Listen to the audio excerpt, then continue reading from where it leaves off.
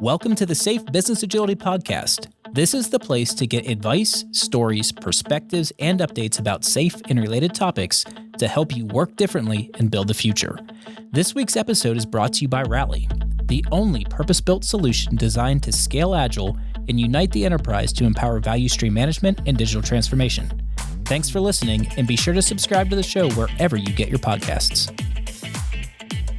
All right, this is a pretty unique business agility podcast. It feels like we're on the news because we're filming it live at SAFe Summit. And I'm joined by my friends Alexis, Josh, and Dana from Norfolk Southern. Alexis, give the people a little intro to who you are and what makes you awesome. Absolutely. And by the way, I feel like I'm sitting here announcing Monday Night Football, so this is pretty awesome setup. But I'm Alexis Williams. I run the global partnership with Accenture here at Atlassian. It's always a great day when I get to podcast with you, Adam. Last time we were doing this, we were in Prague. And just excited to be here with my partner, Accenture, and with Dana from Norfolk. Awesome. Thanks, Alexis. And Josh, this isn't our first rodeo. Tell us a little bit about you. It's not. First podcast, but we go way back. We've done a lot of transformation work over the years together at different clients, and super excited to have Norfolk Southern on with us today. I'm Josh Fruit. I'm with Accenture, and I'm our North America customer lead for Accenture Business Agility. Excellent. What Josh isn't saying is that he is a managing director at Accenture, which is kind of a big deal. I want to give him the plug. It's a big accomplishment. Dana, you're our guest of honor. Tell us a little bit about you. Yeah, absolutely. I'm Dana Buttera. I am the Director of Lean Portfolio Office at Norfolk Southern. I joined Norfolk Southern 3 years ago as a manager of agility and DevSecOps with the goal of moving our organization to enterprise agility. That's awesome. Can you tell us a little bit about Norfolk Southern? I think most folks in the U.S. will know exactly who it is, but maybe some of our international friends don't. Yeah, we are a railway company, right? And it's a multi-century-year-old organization. Rail is a critical part of our United States infrastructure, and it's a fabulous company to work for. And plus, there's a lot of cool trains. I mean, let's be honest, it's about the trains, Dana. If you like trains, there are a lot of cool trains. So we're sitting here at SAFe Summit. We are on day 2, and we've been talking a lot about some of the emerging trends in business agility and enterprise agility. Alexis, from your perspective at Atlassian, what are some of the things that you're seeing? Yeah, that's a great question. I think with enterprise agility, it really starts with the people, and that's what I'm so passionate about when it comes to enterprise agility. A lot of times we hear customers talking about how Agile just happened to them, right? Versus going along on the journey, and how do you bring folks along on that journey? It's not something that just, has an end point in time, but really it's a continuous journey. So those are the main themes that we like to pick up on, and why we work so closely with Accenture in our partnership. Because it really is, how do you get people working in agile fashion to become the best versions of themselves?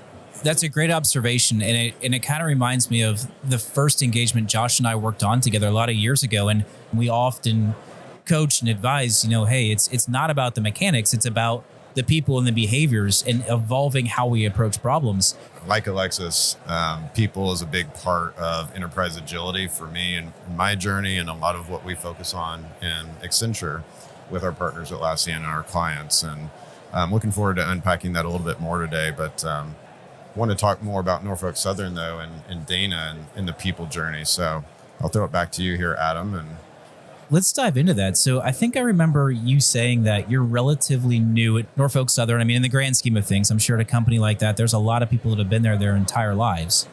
So what drew you there? What about the opportunity and the challenge was most interesting to you when you took on this gig?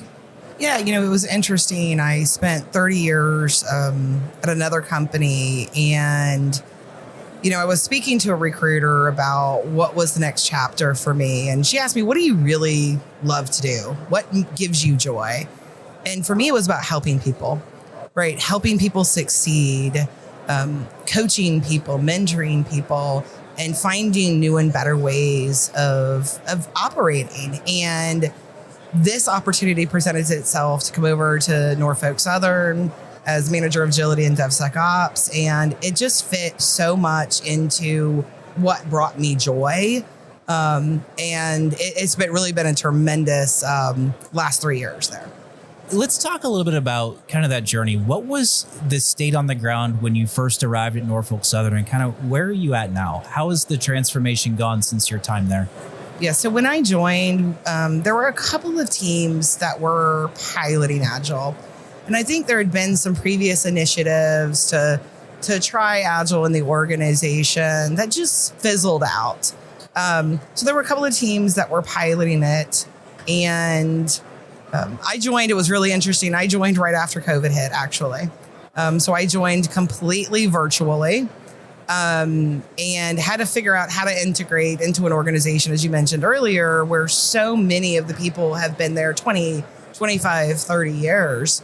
And today, I'm really excited. We have 87 teams that are now Agile. We're starting to roll out to our infrastructure group. We're hoping to roll out to our security group soon. We've stood up 2 arcs in our organization, and we are piloting lean portfolio management. So it's been incredible to see so much change and how Agile has really become just a critical part of the organization's culture today. It's just so ingrained in the ways we work now. And I think that has a lot to do with just the people at Norfolk Southern and their ability to embrace change and look for better ways of doing things. It's been a great experience. I mean, that sounds like it's definitely been an impactful few years. And I'm sure it wasn't easy leaving a 30-year, 10-year gig to take on something new, but it sounds like you found some real joy and some wins in the work that you're doing. Absolutely. This doing process change or this kind of organizational change is not for the faint of heart.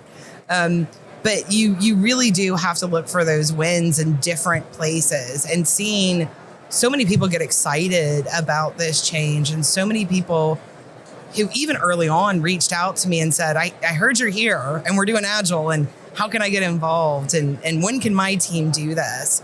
Has just brought me so much joy, and it's been so fun. That's great.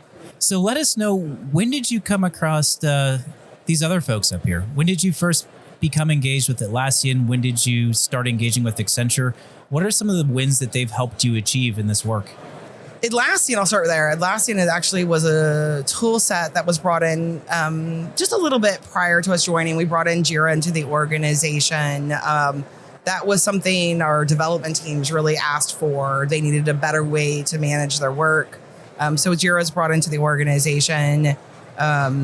We've since brought in Confluence. We've brought in Jira Line as we started to stand up Arts. Jira Line was an incredible part of that journey. I don't think we really could have done PI planning effectively without Jira Line. And now as we're starting to implement lean portfolio management, we're again using Jira Line. We're standing up Jira Line at a portfolio level. And it's just, they're incredible tools to really help us integrate all of our work. And there's so many integration points as well that, we can make this process much more seamless for our development teams. And that's really what it's about, right? How do we make things as efficient and as effective as we can for the development teams, the people who get work done? That's a great overview. Thank you for that. Alexis, would you mind kind of sharing with us how Atlassian, what approach they took when you began engaging with them to identify the potential problems, and how did you come up with the solution that Dana mentioned? Yeah, I think one of the biggest challenges is just getting visibility in the work that's being done, right? And that's one of the main things that Jira Line specifically can help, connect the work that's being done on the ground all the way up to the executives, but it's also bi-directional. And so I think we saw that there was a real need there, and just really work backwards from that to help everyone understand the work that was really being done. I have to say, over the last 2 days, I've learned a lot about Atlassian that I thought I knew, that I clearly didn't because I learned it. So can you tell us just a little bit about the entire ecosystem that Atlassian comes to market, how the partner network and all the integrations kind of really fit into that? Yeah, our channel is absolutely critical to our success, as well as the ecosystem. What we like to really talk about at Atlassian is working differently together. So what we want to be as a company and what we strive for is allowing teams to pick the tools that they want to work on, and having that, whatever they want to work on, right? Having that choice, and us just being there to help support that. So I think that that's something that we really strive as a company to bring to our customers. I think it's no surprise to anyone that teams love Jira. I mean, I think the very first dev team that I worked with post a very big legacy shop, it was all Jira all the time. And I don't think that love for Jira has wavered. What I think is really cool is you've built a full stack solution in Jira Align, and in recognizing the complexity of some enterprise procurement processes where they don't want a full stack solution because of all the procurement reasons, I think it's really cool how you show up with all of the partners who can support seamlessly a decentralized integrated solution. Yes. It's been a really cool learning for me this week. Yeah, it's something that I'm really excited about from where we're taking the strategy of a company. I just think that giving customers that choice and the ultimate freedom is something that's pretty powerful. Absolutely.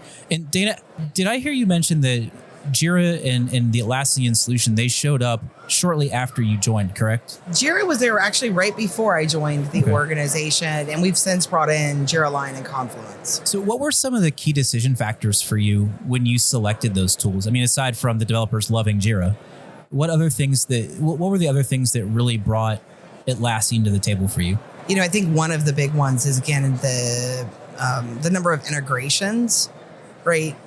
We want a seamless flow, and we're very focused as well on DevSecOps in our organization and making our processes as efficient as possible.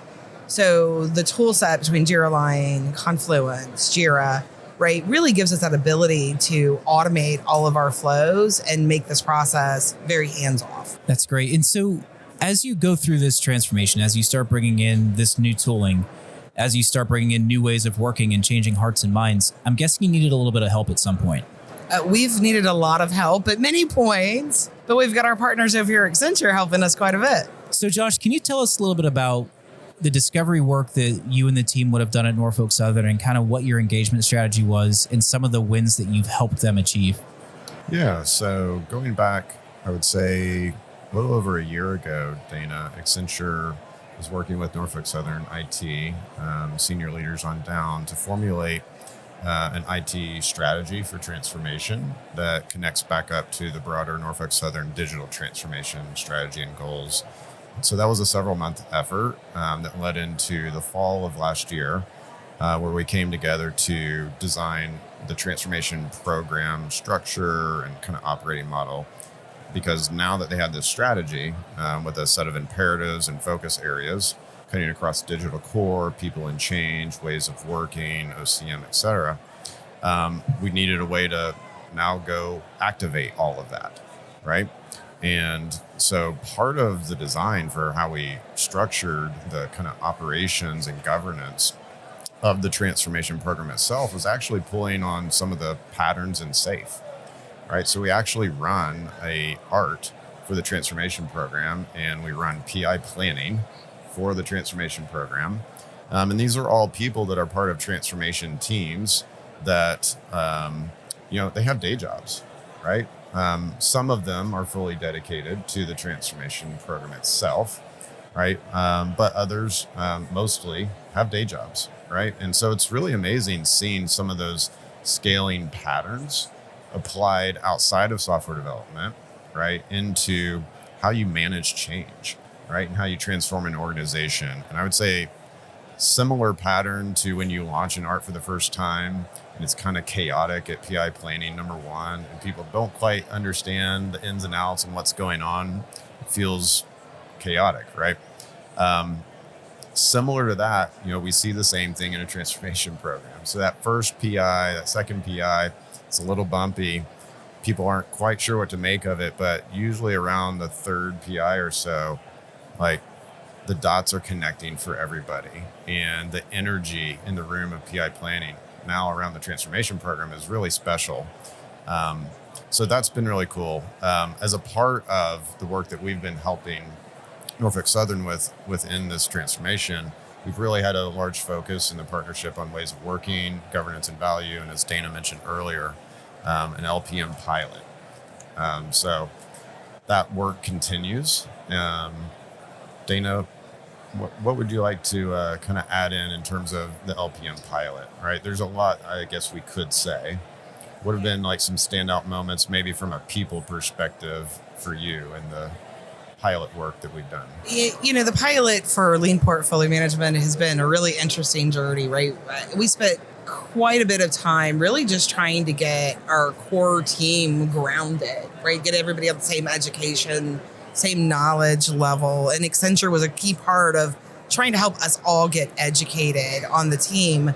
And there's been some rough patches. I think we underestimated in some cases the amount of work that the teams would need to do and changing how they work today. But recently, I think we're starting to see these big wins in people, and where our stakeholders are now coming to our portfolio oversight meetings and saying, when can we get other areas to do this? We're getting so much visibility. We are able to see now what is the work that's going on, and we can understand it.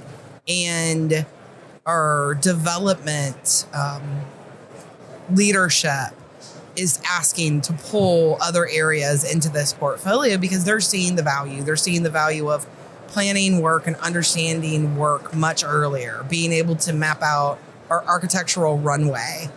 So they're seeing that value. And when that switched over from, wow, this is really painful, to, oh, wow, we're really getting a lot of value out of this and it's getting easier, and how can we do more and how can we go faster? Seeing that light switch is what's really fun about it. Dana, I think that brings it back full circle to a point that Alexis made in the very beginning, which was, and Josh as well, and that's around people. The hardest part of doing any of this type of work, it's not the processes, it's not the tooling, because if everyone just did the things, then it's all easy. But it's the people component, it's the change component. And, I think what Alexis brings to the table and her team brings to the table in terms of giving visibility, it's hard to change when you don't have a compelling reason to change. And a lot of the times that compelling reason comes from understanding all of the work in the system, the conflicting priorities, and just really not understanding the totality of what we've got going on. So I think that's a huge win. And Josh also touched on the change management aspect. One of the things that we are really crisp on in SAFe is change leadership and how to lead that change and how to build the compelling case for change. But I think what an organization like Accenture brings to the table, and it's not that organizations don't have this internally, but sometimes you just need that external nudge, is change management, understanding the people, the emotions, how to influence the system to embrace that change. What were some of the change management practices? Essentially, how did you start to win over the hearts and the minds to get people to do a hard thing to achieve a meaningful outcome? Well, I can answer that in a couple of ways, right? For me, everything is about understanding people's problems, right? So I can tell you, when I joined Norfolk Southern, I call it my 3-month little tour that I did, where I just went around and talked to people and really tried to focus on not, I'm bringing Agile to the organization and that's going to solve world hunger, but I really approached the conversation from, what problems are you experiencing today? Where do you need help? And then we focus our energy on, here's how Agile can help you. Here's the things I've learned from my previous experience that using these techniques, using these tools is going to help you. And so I think when you approach people in that way, it makes a big difference in their receptiveness. So when you talk about change management, for me, it's about listening, right? Listening to people, empathizing with people and their struggles. And then as we started to roll out Agile, it was, again, keeping touching point with teams and leaders of what's going on now? What are you struggling with? And how can we help you? And, I fully believe my team is a service organization. We are here to help development teams. And I joke, right? We don't really produce anything, right? Coaches don't, as wonderful as they are, shout out to my coaches that are here watching somewhere. we don't produce anything though, right? The development teams are the ones who are putting code out for our users. And so we have to invest in them and we have to help them through this journey. When we got to lean portfolio management, it's a little different, right? Because now you're starting to engage with more senior leaders in the organization. And how you approach them sometimes is a little different. And that's where Accenture has been such a fabulous partner for us in making sure we're delivering the right messaging to our senior leaders on how LPM is going to help them. And, there's some convincing, but I will say Norfolk Southern is a prove it to me kind of organization, right? They want to see it work. And as much as we sold this, and I think we've got everybody to go, yep, this sounds good, until you start to see it in action, until you start to see that visibility, right, that lean portfolio brings to the organization, people aren't 100% there, right? But once we started to see that, everyone's starting to get very enthusiastic about what this would bring to the organization.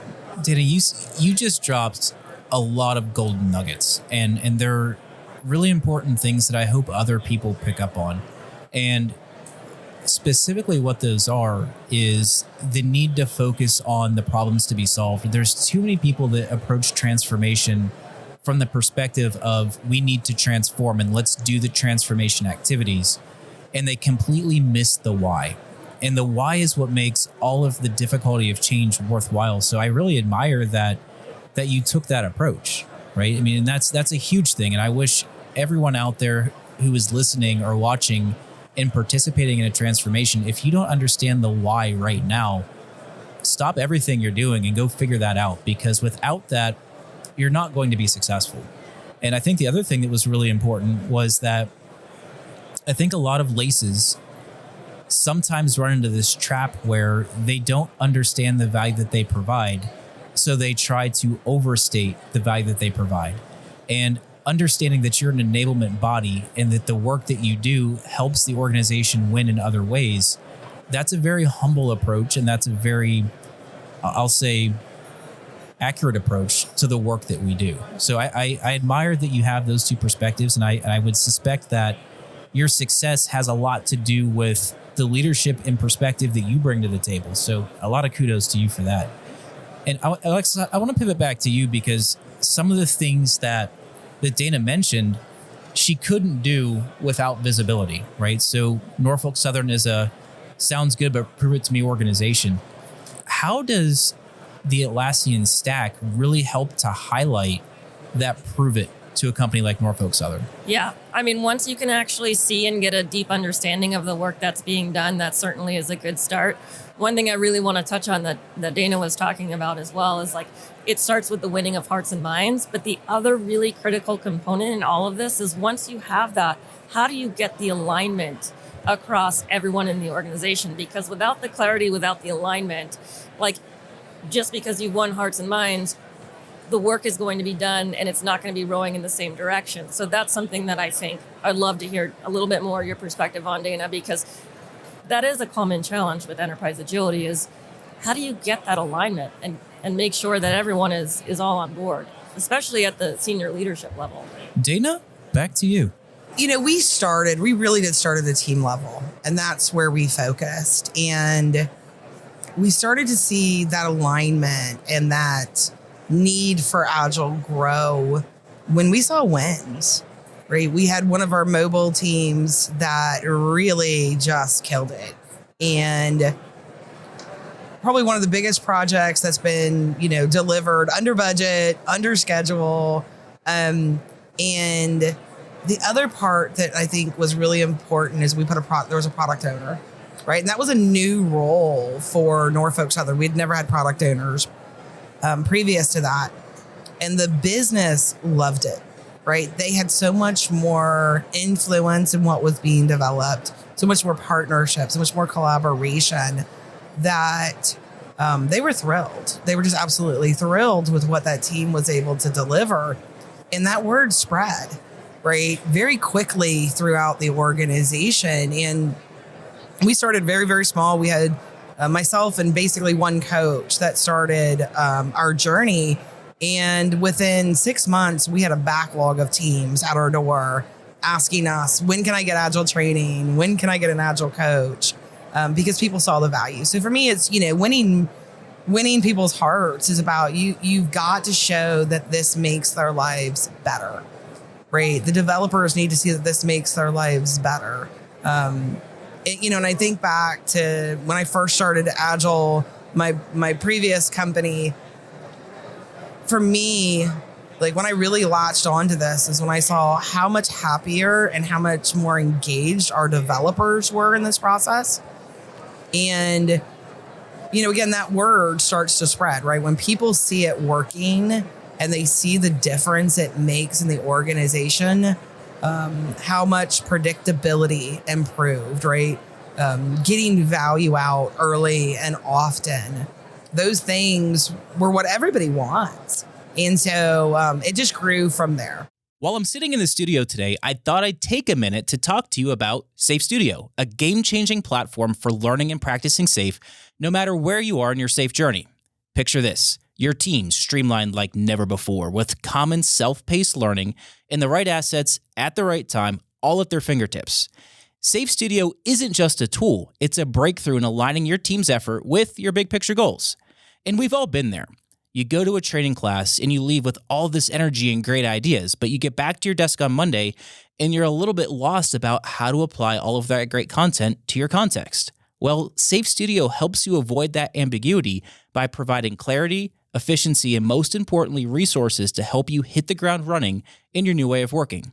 But SAFe Studio doesn't stop there. You'll also find tools to connect to the greater scaled Agile community. Simplified course management in the virtual classroom, access to all of our platforms like piplanning.io, Comparative Agility, and others. You'll find templates to facilitate product development activities and SAFe events, along with toolkits, video tutorials, and good gracious, so much more. Check out SAFe Studio today and see for yourself at safe.scaledagile.com. Now, back to the show. Stina, you mentioned a lot about, initially how you view your organization as a service provider, and you've talked a lot about the technical teams. What about the part of the organization that receives that value from the technical teams? When did they become engaged, or are they engaged? I think they're very engaged. We were very lucky. There was one business area that had a leader who had previously done Agile and wanted to form a product organization. And so they got involved early and are still have been incredibly partners the last 3 years. And we started to see that, right? We slowly started building product owners in the organization. But it did take our CEO, Jim Squires at the time, saying, this is really important to the organization. Everybody is now a technologist, right? Technology is key to this organization's success.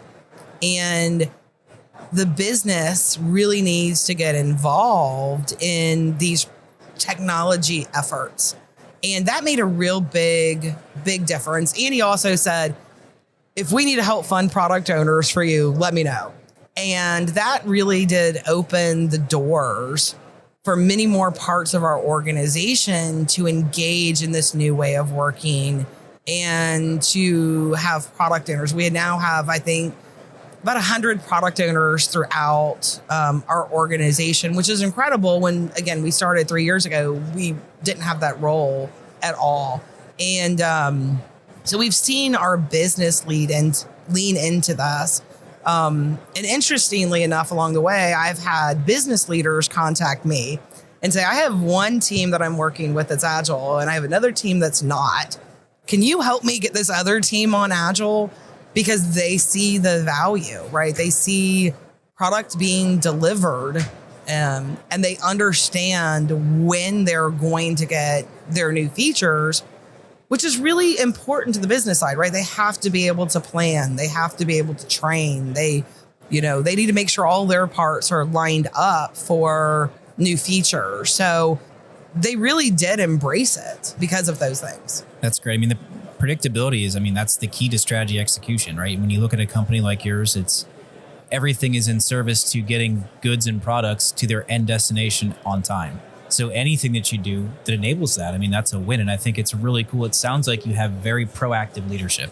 We do. They've been very, very involved and, helping us drive this message into the organization. We're working on, I've got several meetings set up when I get back in Atlanta next week, talking about lean portfolio management with more of our leaders as well, because it's become very clear this is our path forward, right? This is how we need to prioritize work. This is how we need to make sure that our stakeholders are really aligned to what we're delivering in IT and how we cross-check that everything we're delivering in IT is aligned to our big strategic goals. So Dana, it sounds like you've accomplished a lot. It sounds like you've got some goals on the horizon.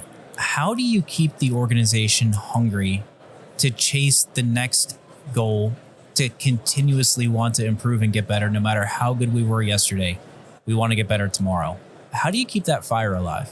Oh gosh, that's a great question. I always joke there's three kinds of people in the world.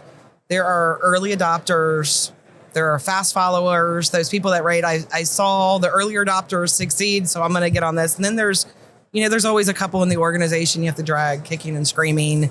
But, I believe in focusing my energy on those early adopters and those fast followers, right? Because there are always people that are hungry to make things better. And that's where you have to stay connected to people in the organization, and they're going to ask you for it. They're going to want it, right? And if we focus our energy on them, that change just keeps naturally happening because people want to get better, and there's always problems to solve in any organization. So to close out this newscast, I'm going to put everybody here on the hot seat, and we'll start with Dana because she's a guest of honor. So Dana, if you had to offer a soundbite, one tip, one amazing thing to help somebody new to a role like yours achieve early success, what would it be? Spend a lot more time listening than you do talking. I mean, I don't know how you follow that, Josh Fruit, but you can try. I think two things that have been really key for me over many years now of transformation with wonderful clients like Dana is, what's your purpose and who's in it with you? If you have a compelling purpose that you're aligned to with a team of people that's all in, you can move mountains. And Alexis, it's up to you to bring us home. What is your tip for success to close out this newscast? Tip for success with enterprise agility. I will land with where I started, which is it's the people, right? It starts and it ends with the people. And so I think just making sure that everyone is along for the ride, having the clarity, having the alignment is very important. Setting the right expectations. We didn't talk too much about OKRs, but I do think that when you have the right goals in place, you're going to avoid things like burnout and you're going to be able to sustainably innovate. So I think it is all about the people and making sure that everyone is aligned in their ways of working. So I'm going to yes and you, Alexis. I agree that it's all about the people, but as I look across this table, I'll say that it's even more about the team. You look at someone like Dana who comes in as a servant leader who wants to lead with a why and a people-first attitude. And when you can leverage a framework like SAFe and bring along partners like Accenture and Atlassian, I mean, it's hard to really fail with that combination. But the most important thing out of that entire team who gets the gold star on their captain logo would definitely be Dana, because that leadership, the ability to focus on people and to lead with why, is something that I'll say not enough transformations focus on. And it is probably the number one key to success. So Dana, you're killing it. Thank you for sharing your story. Thank you so much for letting me be here today. Josh, Alexis, it's always a pleasure. Always, Adam. We hope you enjoyed today's episode. The entire team at Scaled Agile is focused on helping you and your enterprise work differently and build the future. If you find this content valuable, please tell your colleagues and friends and subscribe to the show wherever you get your podcasts. To share your suggestions for the show, just drop us a line at podcast@scaledagile.com. I'm Adam Mattis. See you next time.